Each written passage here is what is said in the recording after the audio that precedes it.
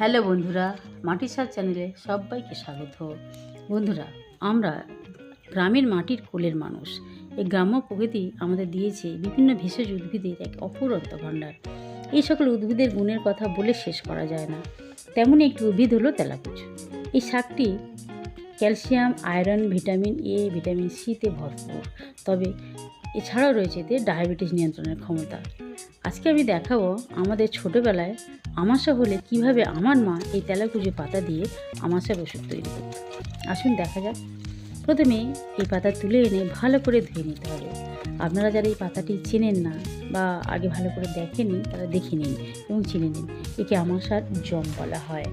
আচ্ছা, এরপর একটি পাত্রের মধ্যে কিছুটা পরিমাণ জল নিয়ে তার মধ্যে পাতাগুলো দিয়ে 1 মিনিট গরম করে নিতে হবে, যাতে জলটা কুসুম গরম হবে এবং পাতার সকল জীবাণু মরে যাবে।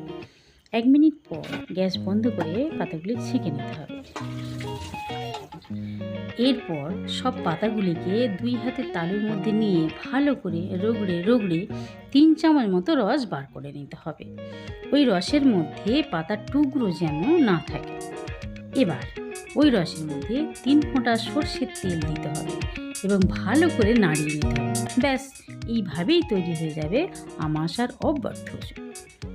আর হ্যাঁ, আজকের ভিডিওটি যদি আপনাদের ভালো লাগে তবে আপনার মূল্যবান মতামতটাও জানাবেন কিন্তু। ধন্যবাদ।